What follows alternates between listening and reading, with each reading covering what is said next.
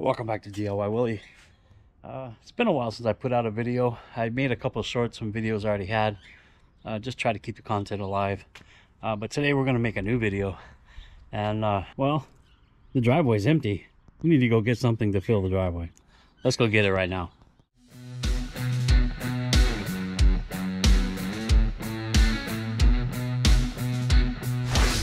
So what we're going to be working on today is the 2008 Nissan Frontier. This is our Titan swap truck, our other one. This is the four-wheel drive truck. And, well, we got a few parts to throw on it. Got to keep it going. It's got some damage. And we're going to replace those parts. And keep it running. So let's go ahead and get it started and get it to the driveway. All right, let's go. Okay, so we got the truck in the driveway. First thing we want to do is make sure we have a block behind the rear wheel. We've got the jack stands ready for the body. And I've got the jack here ready to jack the vehicle up. I also went ahead and took my breaker bar and loosened up the lug nuts on both wheels because it's kind of hard to do when it's in the air. That way we can use the impact to remove it, the hardware, and it'd be a lot easier. So the truck's ready to go. We got a lot of work ahead of us. Let's get it in the air. We got it all taken apart. We fought a little bit with the lower ball joint and the axle, but the axle shaft. But we got it. We got it all out, and we'll talk about this more when we go to put it back together. This is all I can do today. I got to go to work now. So here's the passenger side, and here's the driver's side. It's all apart and waiting for the new arms. Now we'll look at these a little bit closer later, but you can see the cracks in them and how badly it's deformed all around here. Both of them are like that. Both sides are like that and cracked, deformed all right here. So yeah, this truck got some abuse. If I can find a clip of what it was doing, I'll put it here in the video. But I've got to take off our straps bracket. I'm just going to cut it off, measure it out, and re-weld it onto the new arms. The new arms are right here, and the box is ready to go. Like I said, that's all I can do today. I've got to clean up and go to work. We're going to try to get new bolts for the lower shocks and just make things a lot easier, because those were so distorted that when we were taking them out, it really destroyed the threads. And I tried to get a tap that would get it, but I just don't have a tap big enough to re-tap those threads. And the new bolts like 13 bucks, and they have them locally, so we'll go get those new bolts and we'll have them ready for the install.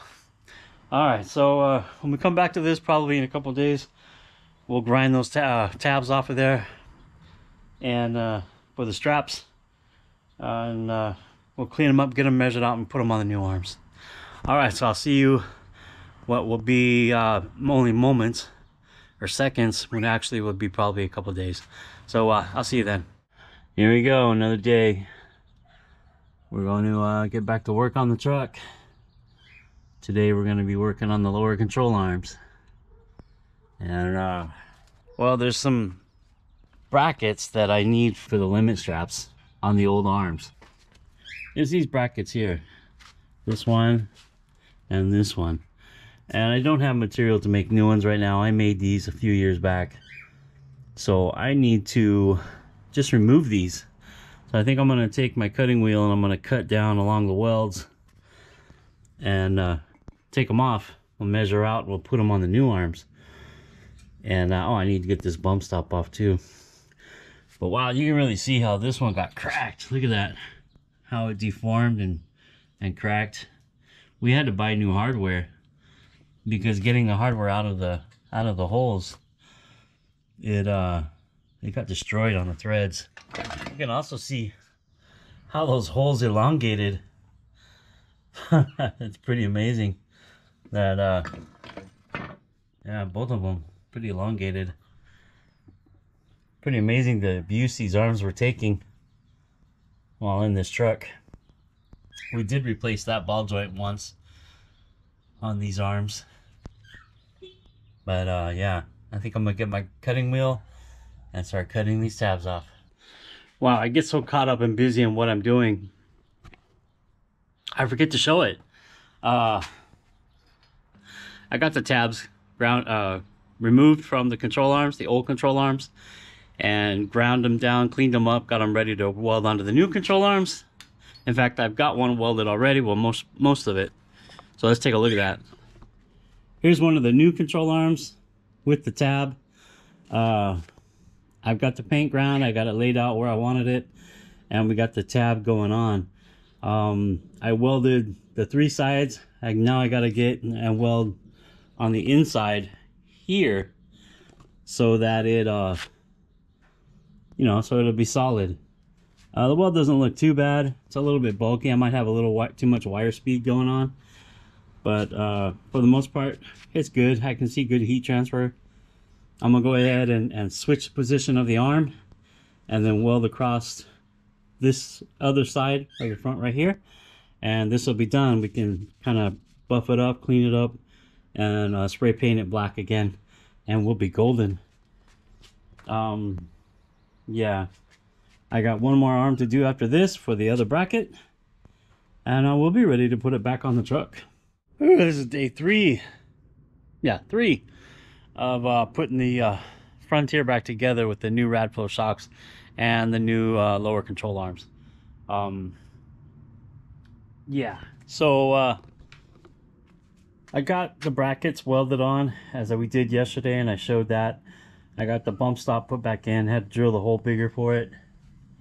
I've got this one hanging over here. It's all welded, a little bit of drips, that's all right, all painted. Again, I've got to drill out that hole for the bump stop. I think the other hole was a little bit closer, but yeah, it should be all right. We'll check it out.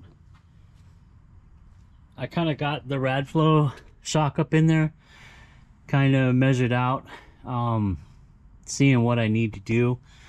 I want to be sure I put some anti-seize on the threads right here to help lubricate them as we adjust them. Yeah, it's time to put the lower control arm on. We're gonna go with the passenger side first, and well, might take a minute. I gotta take the axle out of the hub, and to make room for the lower control arm with the bushing, or the ball joint rather, to go into its hole. So yeah, I'm gonna do that right now. I don't think I can really show it. Maybe I'll put the camera down on a tripod or something, I don't know. But see if we can get it in there with just my 2 hands, or if I have to get some help to do it. We'll check it out. I don't want to let the axle shaft hang on its own without some support.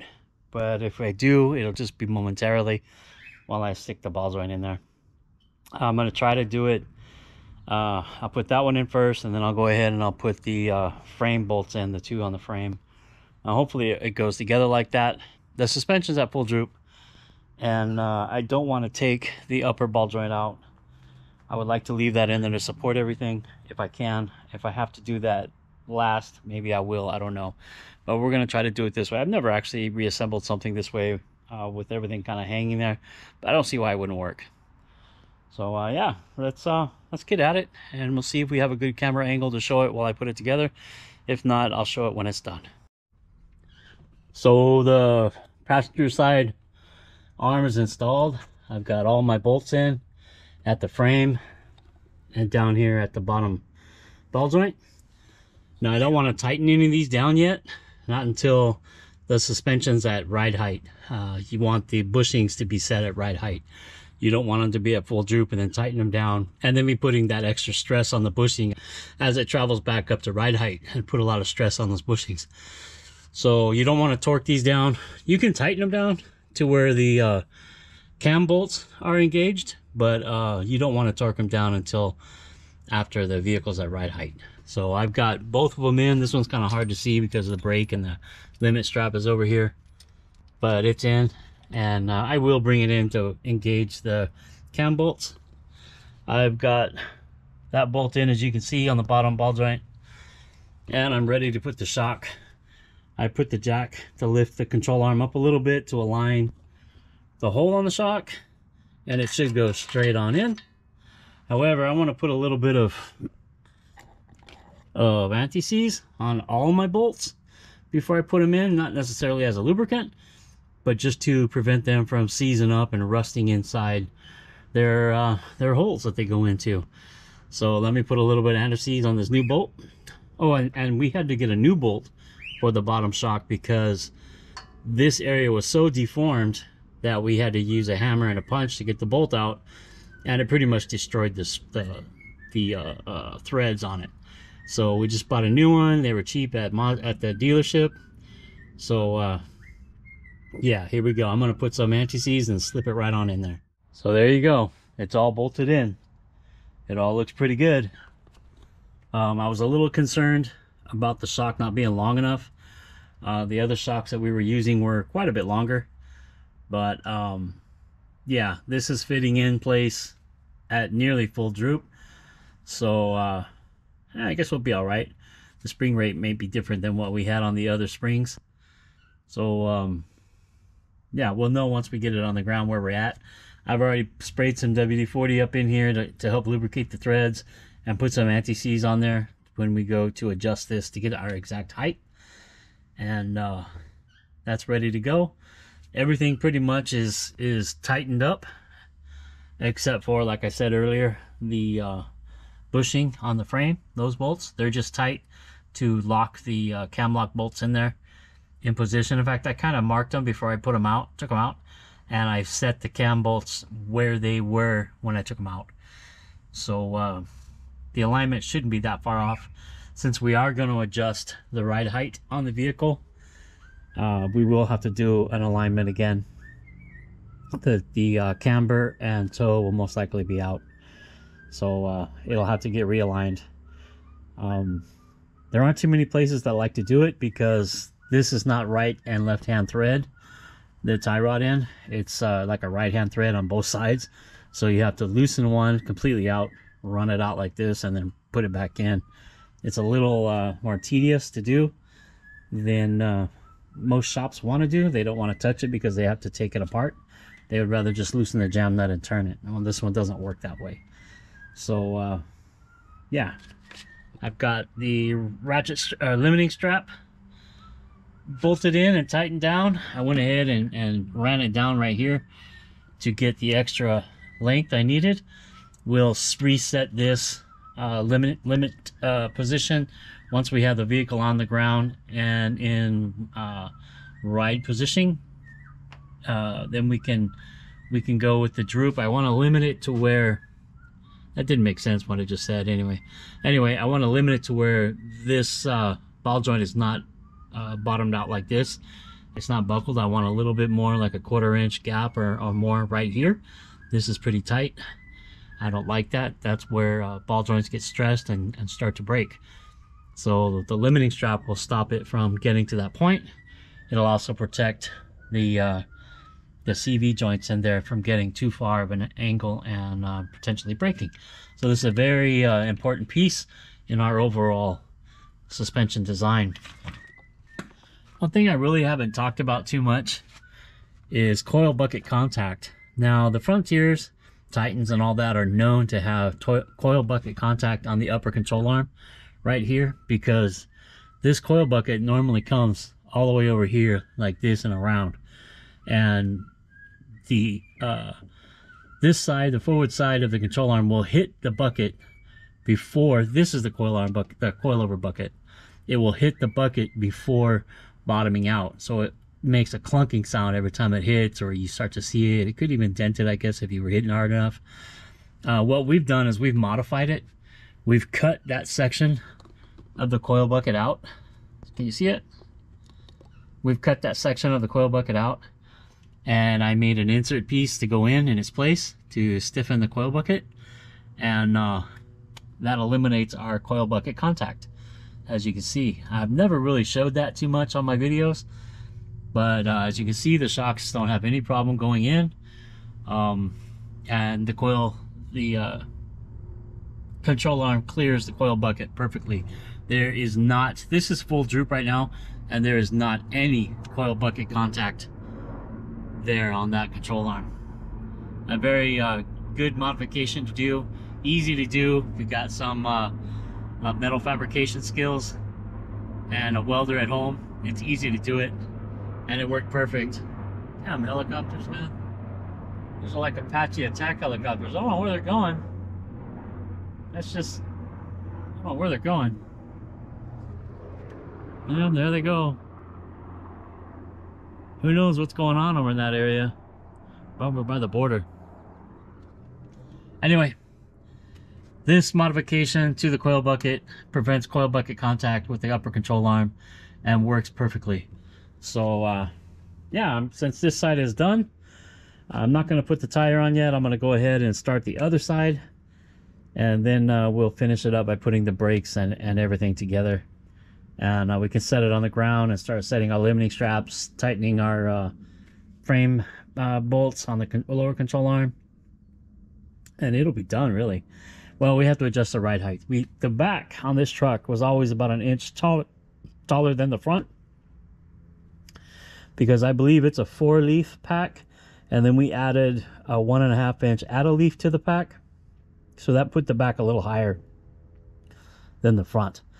So we want to get that inch back and at least level out the vehicle right here. These Radflo shocks are adjustable from I think 0 to 4 inches of lift. So we definitely will be turning them up a little bit to level the truck out, and then measuring here on both sides to make sure we get the same ride height. So yeah, man, this is quite a job. Everything went together really nice once we got the hardware cleaned up and the new hardware in. Those original arms were destroyed. They were damaged beyond use, even though they were working. But when we took them off, man, they were a pain in the butt to take out. So this is not really an instruction video about how to build a Titan Swapped Frontier, but it's just showing what Willy does to fix his trucks and keep them running. And I added a few new parts along the way, you know. This is a very good setup. It's very proven. It's worked great for us. And well, enough talking. Let's get to the other side and get it done. Okay, I decided to show this one a little bit. I already slipped in the bottom balls, right? Now we're just going to put the CV axle back in.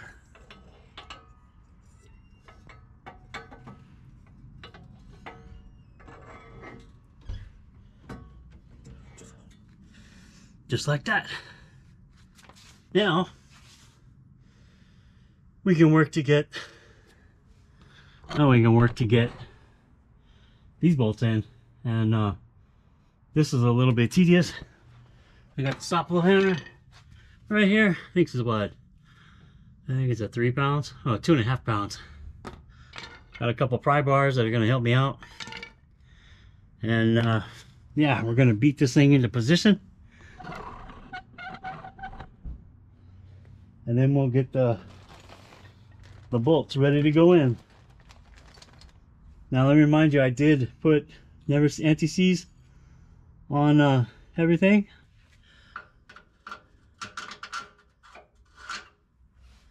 See, these cam bolts, they're flat on one side so that the washer also has that cut into it, and it allows, as you turn the bolt, the washer will turn, and since it's off center, it'll move the control arm in or out along with the notch up here. So yeah, I hope that explains it. I'm going to put some anti-seize inside the bushing of the lower control arm. We don't want that thing getting all rusty inside. Can never use enough anti-seize. Put that stuff everywhere. It makes a mess, but it will save your life when things get rusty, man. I tell you, this truck, when we first put this Titan Swap on it, we had to cut every single bolt out of the bottom of it because everything was so rusty they wouldn't come out, and everything was brand new, bolts, control arms, everything, because we had to cut everything. So yeah, that one's ready to go. Stuff is messy, man. It gets everywhere. Let's see if we can get this in without too much effort.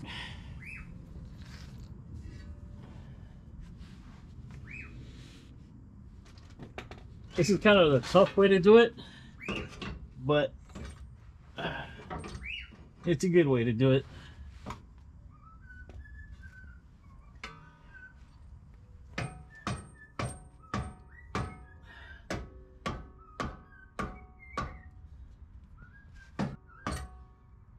There, with the dead blow hammer, makes quick work of it.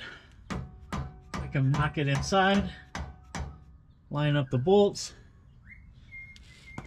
Oh, man, Spikey's over there singing away. And then we can put the bolts in. There's one.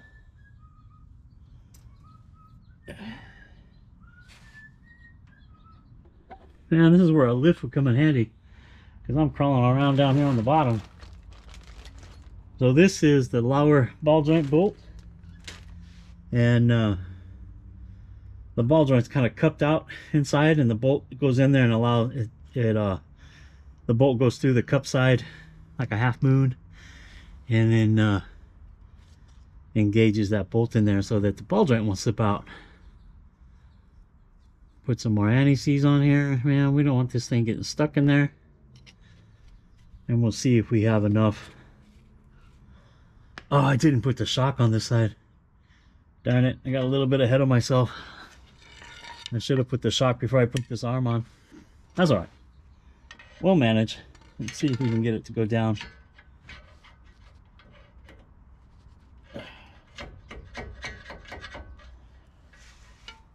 Now I'm going to do a double whammy here to get enough pressure to put that bolt in there. Hold one side with my leg. There we go. You see that trickery? There. Now that's in. Now I better get that shock in there. I forgot. I got ahead of myself. I should put that shock in there right now. Yeah, that's what I'm going to do.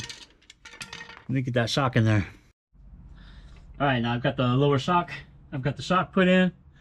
I've got the lower shock bolt, the new bolt, with some anti-seize on it, ready to go in. The hole doesn't quite line up, so I'm going to go ahead and put the jack underneath the control arm and jack it up just enough to align the hole. It doesn't take much. Okay, just like that. The hole's lined up. And we send her home. Just like that. Let me see how far off I am. Oh, just a little bit. Go up a little bit more.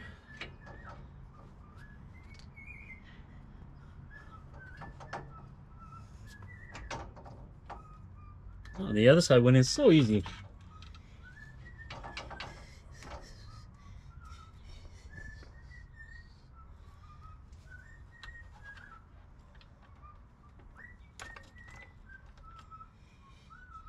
Take my dead blow, just give it a whack, just like that.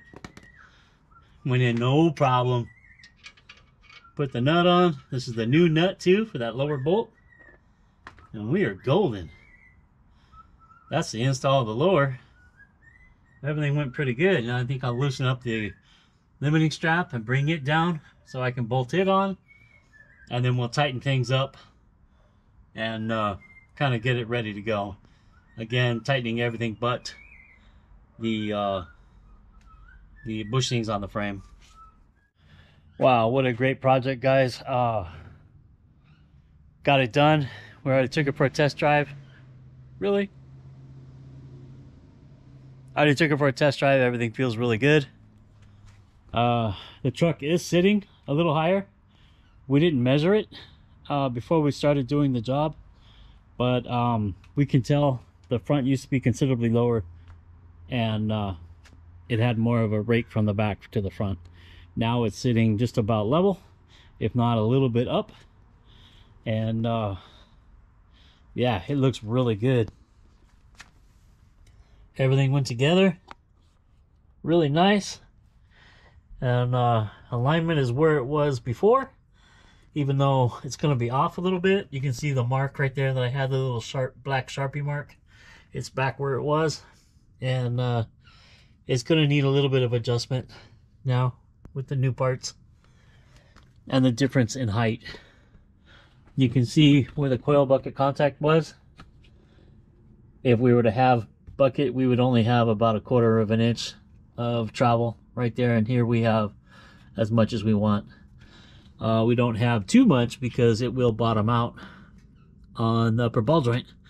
I've got the limiting straps set up, got a little bit of play in it so that they can travel downward for droop, and yeah, it looks really nice. Those eyebox springs are a lot different than what we used to have.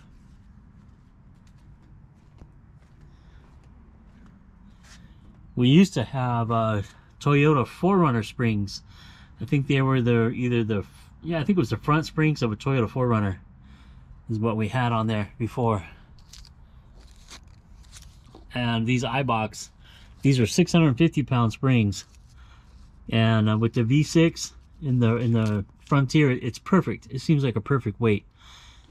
They came preloaded. The shocks did, the Radflo shocks, and the preload is what's holding it up.